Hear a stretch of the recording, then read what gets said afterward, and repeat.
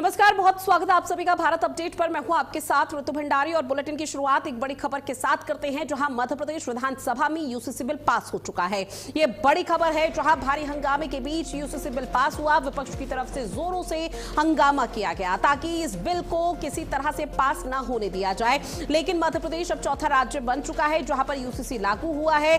ऐसे में UCC bill pass करने वाला चौथा राज्य मध्य प्रदेश बना, जहां इससे पहले उत्तराखंड, गुजरात, असम और गोवा भी है। अब ऐसे में आपको बता दें,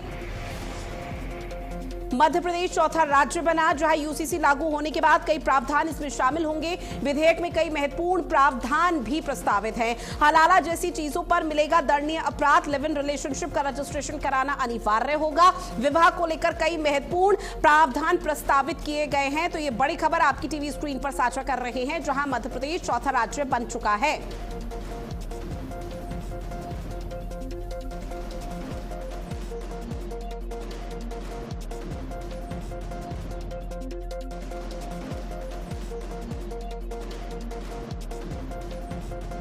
टीवी स्क्रीन पर मध्य प्रदेश विधानसभा में विपक्ष ने भारी हंगामा किया, लेकिन नारेबाजी और तीखी बहस के बीच समान नागरिक संहिता यानी कि यूसीसी विधेयक पूर्ण बहुमत से पारित हो चुका है। आपको बता दें, मध्य प्रदेश के मुख्यमंत्री डॉक्टर मोहन यादव ने कहा कि मध्य प्रदेश की धरती पर वही रहेगा जिसने एक विवाह किया है।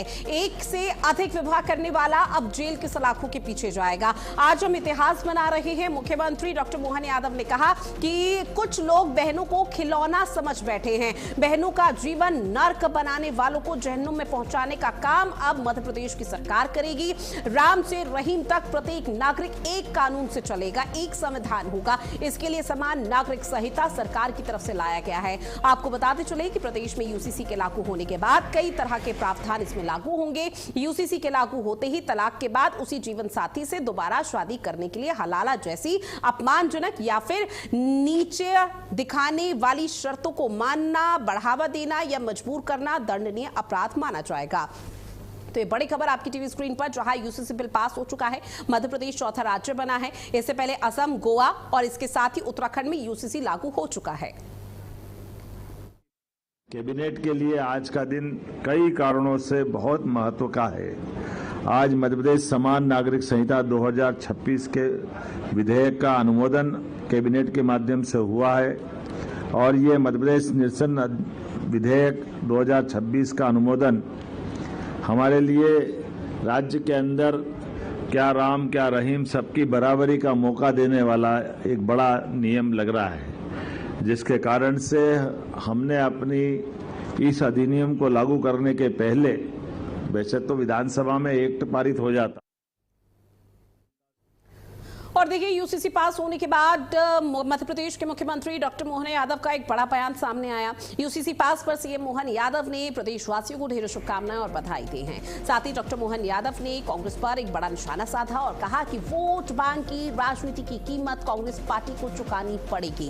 कांग्रेस की दो मुही राजनीति अब नहीं चलेगी और एक बार फिर से उजागर हो चुकी है। जहां यूसीसी को लेकर एक बार कभी ऐसा समय हुआ करता था, मध्य प्रदेश में कांग्रेस पार्टी की तरफ से समर्थन किया जा रहा था और सरकार में रहते हुए बकायदा कांग्रेस पार्टी ने इस बात का जिक्र भी किया था। लेकिन जब बात यहां पर मध्य प्रदेश और सरकार की आई, बीजेपी की आई और वो इसको लागू करने के लिए आज इस प्रस्ताव को पेश किया गया, जहां पूर्ण बहुमत के साथ ही पास हो चुका है। लेकिन कांग्रेस की तरफ से पुरजोर विरोध किया जा रहा था ताकि किसी तरह से ये बिल कानून का रूप ना ले, यूसीसी प्रदेश में लागू ना होने पाए और उसको लेकर तुष्टीकरण की राजनीति का आरोप लगातार बीजेपी पर लगाया जा रहा है, मध्य प्रदेश सरकार पर लगाया जा रहा है। लेकिन जब मध्य प्रदेश के मुख्यमंत्री डॉक्टर मोहन यादव मीडिया से रूबरू हुए तो उन्होंने सीधे तौर पर कहा कि मध्य प्रदेश में सरकार की सर्वोच्च प्राथमिकता यह है कि सभी का समान नागरिक के तौर पर यहां पर अधिकार मिले, कोई भी अपने अधिकार से, अपने हक से वंचित ना रहे और इसको लेकर यूसीसी लाना बेहद जरूरी था। जहां पर उन्होंने कांग्रेस पर निशाना साधा कि कांग्रेस की जो दो मुही राजनीति है उसकी पोल अब खुल चुकी है और कांग्रेस पार्टी पहले जब कभी इसका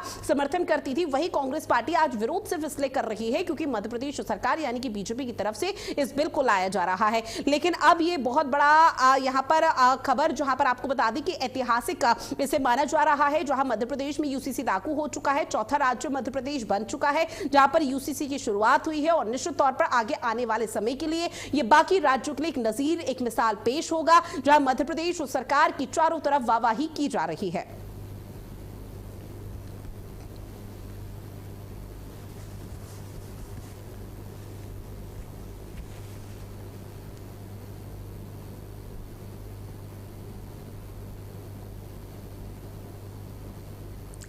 और देखिए, मध्य प्रदेश में फिलहाल यूसीसी लागू हो चुका है। यूसीसी लागू होने के बाद से लगातार कई तरह के रिएक्शन सामने आ रहे हैं, जहां पर कांग्रेस पार्टी लगातार सियासत कर रही है, तो वहीं मध्य प्रदेश सरकार अब कांग्रेस पर निशाना साध रही है। एक तरह से यशस्वी प्रधानमंत्री के नेतृत्व में जो लोकतंत्र को गौरवान्वित करने का अभियान चल रहे हैं, उसमें से सबसे बड़ा अभियान आज मध्य प्रदेश में सबसे बड़ी आबादी के राज्य ने इसको प्राप्त किया है। मेरी अपनी ओर से बधाई। कांग्रेस की दोमुखी नीति एक बार फिर प्रकट हुई। कांग्रेस के लिए हिंदू मुसलमान दो चश्मे से वोट बैंक के रूप में जो दिखाई देते हैं, उसकी कीमत कांग्रेस चुकाएगी। पूरे देश के 80% से भूभाग से ज्यादा कांग्रेस गायब हो गई और ये कीमत कांग्रेस चुकाएगी। साथ ही मध्य प्रदेश के पन्ना टाइगर रिजर्व में एक बार फिर से बाघ की मौत का मामला सामने आया, जहां किशनगढ़ रेंज के जंगल में बाघ का शव मिलने के बाद वन विभाग में हड़कंप मचा हुआ है। आपको बता दें कि सूचना मिलते ही वरिष्ठ अधिकारी मौके के लिए रवाना हुए और मौत के कारणों की जांच लगातार शुरू कर दी गई।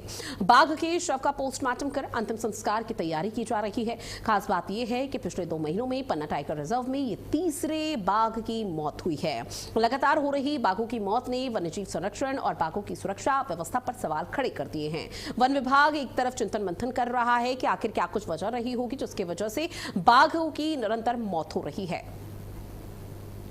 साथ ही मध्य प्रदेश के बुरहानपुर में मजदूरी के पैसे मांगने को लेकर विवाद हिंसक हो गया। लालबाग थाना क्षेत्र के ग्राम भोलाना में बैलों की मजदूरी का भुगतान मांगने पर 4 लोगों पर लाठी डंडों और लोहे की रॉड से हमला करने का आरोप है।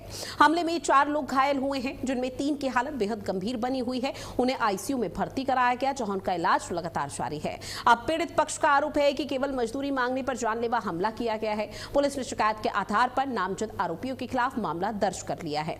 फिलहाल आरोपी फरार बताए जा रहे हैं, उनकी तलाश शुरू कर दी गई है। घटना के बाद गांव में तनाव का माहौल बना हुआ है। और देखिए, 3 जो इसमें घायल थे, उनका इलाज फिलहाल अस्पताल में जारी है। मामूली सी बात को लेकर यह विवाद हुआ था, जहां पर मजदूरी विवाद में 4 लोगों पर जोरदार हमला कर दिया गया, जिसमें 3 की हालत बेहद गंभीर बनी हुई है। एक फिलहाल यहां पर खतरे से बाहर बताया जा रहा है। जिन 3 की हालत गंभीर है, उनको आईसीयू में भर्ती कराया गया, लेकिन जिन्होंने हमला किया, आखिर वो आरोपी कौन थे, इसका पता लगाने का प्रयास लगातार पुलिस की तरफ से किया जा रहा है। थाना लालबाग की पुलिस लगातार कोशिश कर रही है कि इस पूरे मामले पर आरोपियों की गिरफ्तारी हो सके। इसके साथ ही आरोपियों को जेल की सलाखों के पीछे पहुंचाया जा सके, ताकि वो इस तरह की वारदात को, इस तरह के कृत्य को आने वाले समय पर कभी अंजाम न देने पाए। और इस बीच जो लगातार पीड़ित परिवार है, वो न्याय की गुहार पुलिस प्रशासन से लगा रहा है।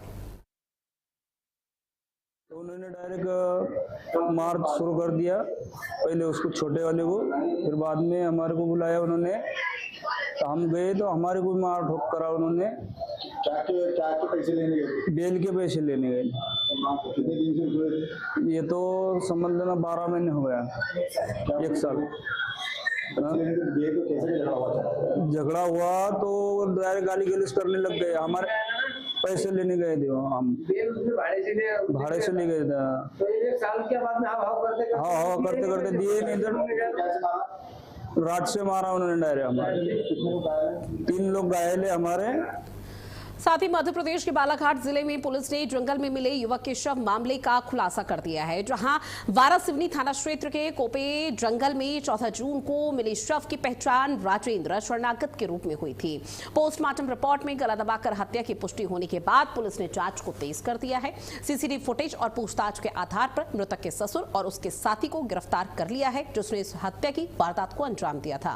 फिलहाल पुलिस का कहना है कि दामाद की शराब की लत, बेटी के साथ मारपीट का यहां पर आरोप लगाया गया और जमीन बेचने से नाराज था ससुर, जो उसके बाद ससुर ने अपने साथी, अपने दोस्त के साथ मिलकर इस तरह के जघन्य अपराध की साजिश को रचा। जहां पुलिस ने हत्या में इस्तेमाल गमछा, 2 बाइक और मोबाइल जब्त कर लिया है। आरोपियों को जेल की सलाखों के पीछे पहुंचा दिया गया है। तस्वीरें भी आपको उस दौरान की दिखा रही है, जब बालाघाट पुलिस के हाथ एक बड़ी सफलता लगी है। ससुर और उसके साथी की गिरफ्तारी हो चुकी है। फिलहाल ससुर का यह कहना है, पूछताछ के दौरान जो खुलासा यहां पर किया गया है पुलिस प्रशासन की तरफ से, वो ये बताया जा रहा है कि बेटी के साथ न सिर्फ मारपीट की जाती थी, बल्कि शराब की लत से बेटी भी परेशान थी और उसकी वजह से बेटी का जो मायका पक्ष था वो भी परेशान था। अब ऐसे में ये कहा जा रहा है कि जबरदस्ती जमीन भी बेच दी गई थी, जिसकी वजह से रोजी रोटी पर संकट आ गया था और ऐसे में लगातार यहां पर बेटी को भी टॉर्चर किया जा रहा था, मानसिक और शारीरिक तौर पर भी। जिसके बाद ससुर ने अपने दोस्त के साथ मिलकर एक बड़े जघन्य अपराध की साजिश रची और ऐसे में उस साजिश को अंजाम देने की कोशिश भी की, जहां पर अपने दामाद को मौत के घाट उतार दिया गया। अब फिलहाल ससुर की गिरफ्तारी हो चुकी है, उसके दोस्त की गिरफ्तारी हो चुकी है। पुलिस जब मौके पर पहुंची तो दोनों आरोपियों की गिरफ्तारी के साथ हत्या में प्रयुक्त जो भी तमाम हथियार था उसका यहाँ पर बरामद किया गया है। गमछा बरामद किया गया है, मोबाइल भी यहाँ पर बरामद किए गए और लगातार ट्रैक किए जा रहे हैं। मैसेज और कॉल डिटेल भी यहाँ पर लगातार पुलिस की तरफ से खंगाली जा रही है। तारीख को डेड बॉडी मिली थी। उस डेड बॉडी में डोंगरिया गांव के राजन शरणागत का वो डेड बॉडी थी। जब मौके पर पुलिस टीम पहुंची, एफएसएल टीम पहुंची, तो मौके पर जो घटनास्थल था उसको देख के समझ में आया कि वारदात से पहले यहाँ पे शराब और नशा करके फिर उसके बाद ये वारदात हुई और मृतक है राजन शरणागत, उसके गले पे दबाकर उसकी हत्या की गई। प्रकरण में एफआईआर दर्ज की गई और